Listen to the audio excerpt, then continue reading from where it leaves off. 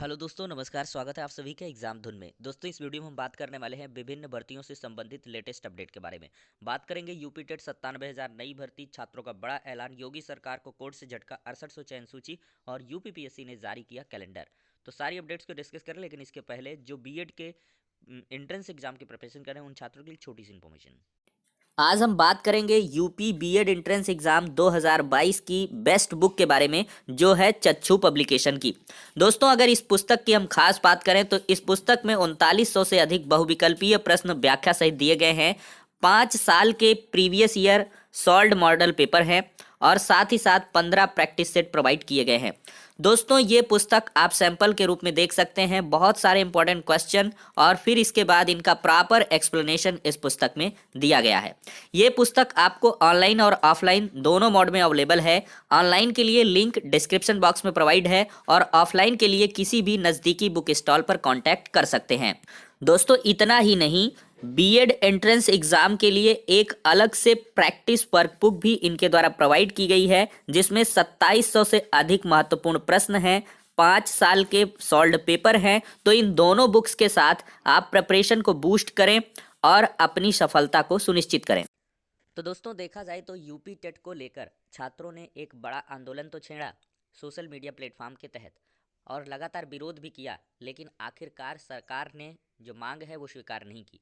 हालांकि अन्य जो मांगे हैं वो सभी मान ली गई। सभी भर्ती परीक्षाओं को स्थगित कर दिया गया, जिनसे नौकरियां सुनिश्चित होनी थी, जिनसे जॉब मिलनी थी, वो सारी परीक्षाएं स्थगित हो गई। लेकिन यूपी टेट जो एक सिर्फ पात्रता परीक्षा है, वो स्थगित नहीं हो सकी। ऐन वक्त पर पीसीएस की जो मुख्य परीक्षा है उसको भी लोक सेवा आयोग जैसी संस्था ने मतलब निरस्त कर दिया और उसकी तिथि को आगे बढ़ा दिया। कारण रहा कोरोना, और कोरोना के चलते इस परीक्षा को भी थोड़ा सा शिफ्ट किया जाना चाहिए था। लेकिन भाई, सरकार ने पूरी तरीके से ये तय कर रखा है कि हम परीक्षा टीटी की 23 जनवरी का मतलब 23 जनवरी को ही करवाएंगे। तो इसको लेकर लगातार आदेश भी जारी हुए। पीएनपी सचिव ने भी कल की डेट में विस्तृत दिशा निर्देश जारी कर दिए हैं, और भी बहुत सारे जो चाक चौबंद हैं वो हो चुके हैं। और इस बार देखा जाए तो सुरक्षा के कड़े इंतजाम किए गए हैं, आपको दिखाते हैं। देखा जाए दोस्तों तो कैमरे की निगरानी में होगी यूपीटीटी की परीक्षा। तो दोस्तों, यहाँ पर जो परीक्षा होने जा रही है वो फुल्ली सीसीटीवी कैमरे में इस बार होने वाली है। यहाँ पर देख सकते हैं परीक्षा केंद्रों पर इंटरनेट युक्त सीसीटीवी कैमरों से निगरानी की जाएगी। इसके साथ ही स्टेटिक मजिस्ट्रेट, पर्यवेक्षक और उड़न दस्ते भी तैनात रहेंगे। इस बार समझ लीजिए, योगी सरकार ने इतने कड़े निर्देश दे रखे हैं कि अगर कहीं से भी किधर से भी किसी अधिकारी की थोड़ी सी भी लापरवाही हुई तो उसकी सीधे से निलंबन होगी। क्योंकि यहाँ पर इस बार सरकार के लिए एक बड़ी चुनौती है टीटी की परीक्षा को करवाना। पिछली बार जो परीक्षा रद्द हुई उसका चुनावी मुद्दा इतना भयंकर बनाया गया है। हर एक चुनावी सभा में जो भी विपक्षी पार्टियां हैं वो सरकार को टीटी जैसी परीक्षा, आरक्षण जैसे मुद्दों पर लगातार घेरती है, और इससे जनमानस में एक जो बुरा संदेश है वो सरकार के प्रति पड़ता है। तो इसको लेकर जो योगी सरकार है वो काफ़ी सचेत है इस बार। और इस बार देखा जाए तो परीक्षा केंद्रों पर कोविड के समस्त प्रोटोकॉलों का पालन किया जाएगा, और कोविड के साथ साथ यहाँ पर हेल्प डेस्क भी बनाई गई हैं, जिससे कि छात्रों को कोई परेशानी ना हो। तो आप लोग अपनी सुरक्षा मानकों के तहत परीक्षा को देने जाएं, और इस बार पूरी चाक चौबंद के साथ परीक्षा को करवाने का जो कृत संकल्प है वो योगी सरकार का है। लेकिन इसी दरमियान योगी सरकार को एक बड़ी चुनौती मिली है। जी हाँ दोस्तों, और चुनौती क्या है हम आपको दिखाते हैं। देखा जाए तो टीटी परीक्षा के बाद तेज होगा शिक्षक भर्ती का आंदोलन।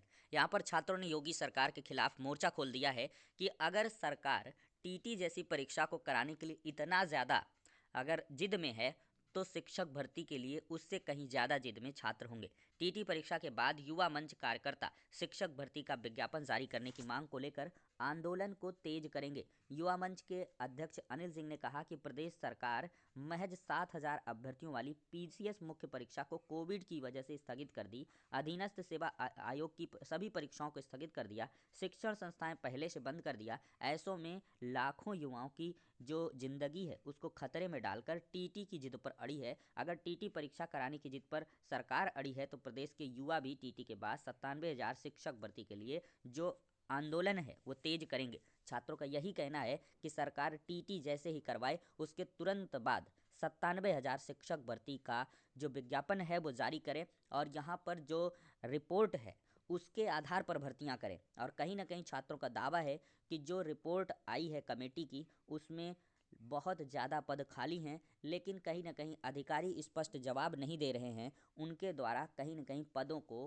पूरी तरीके से शो नहीं किया जा रहा है, क्योंकि यहाँ पर एक चीज़ स्पष्ट है कि सुप्रीम कोर्ट में 51,000 पदों का हलफनामा है और साथ ही साथ रिटायरमेंट के पोस्ट हैं 17,000 क्या 23,000 लगभग रिक्त पद पिछली भर्ती के हैं। क्योंकि सरकार ने ऑन कोर्ट ये कबूल किया है अधिकारियों ने कि हम 6800 जो शिक्षक भर्ती है यानी कि आरक्षण सूची है उसके पदों को 68,500 शिक्षक भर्ती से नहीं लाए हैं, तो वो 69,000 की प्रक्रिया का ही एक भाग है, ऐसा सरकार के द्वारा बताया गया है। तो इसी वजह से रिक्त पदों को ज़्यादा मैक्सिमाइज़ करके मंगाया जा रहा है कि जिससे 69,000 में ज़्यादा से ज़्यादा पद रिक्त मिले। और जो हमें नवसृजित पद हैं उनसे आई थिंक भाई फिर लाएंगे कहाँ से? अगर इन्होंने 68,000 शिक्षक भर्ती से नहीं लाया तो फिर नवसृजित पदों से लेंगे।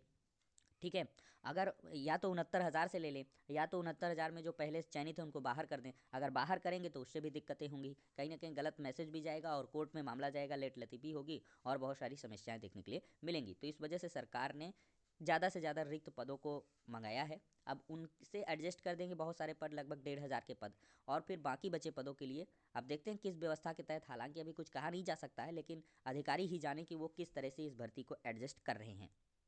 तो देख सकते हैं दोस्तों किस प्रकार से छात्रों ने बड़ा ऐलान किया है कि टीटी के बाद 97,000 शिक्षक भर्ती का जो विज्ञापन है वो योगी सरकार जारी करे। अब दोस्तों योगी सरकार को हाईकोर्ट से भी झटका लग चुका है, आपको दिखाते हैं। देख सकते हैं दोस्तों, परीक्षा करने का आदेश रद्द, शैक्षणिक योग्यता व साक्षात्कार से होगी भर्ती। 2015-16 की 850 अनुदेशकों की भर्ती पुराने नियमों से कराएं।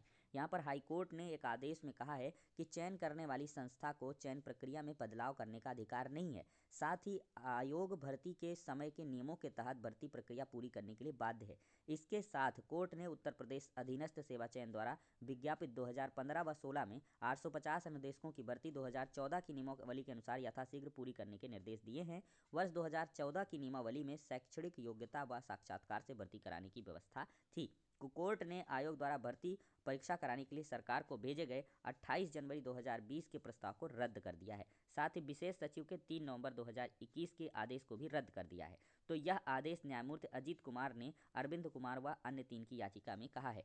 कोर्ट ने कहा कि सरकार ने 2020 व 21 के अनुदेशकों की भर्ती 2017 की नियमावली के तहत भर्ती परीक्षा से कराने का आदेश दिया है, जो इन भर्तियों पर लागू नहीं होता। याचिका के अधिवक्ता अंकुर शर्मा का कहना था कि आयोग को खेल के बीच में खेल के नियम बदलने का अधिकार नहीं है।